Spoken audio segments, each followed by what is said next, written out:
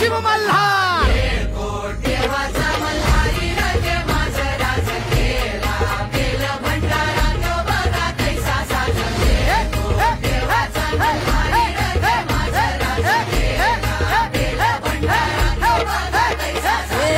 मावळाची माती ही आता कातळची छाती ही आता शिवबाच्या रूपाचं दर्शन रोज सूर्य घेई शिवशंकराचं दर्शन रोज सूर्य घेई कोटी कोटी पुण्य बांधून गाठीला जाई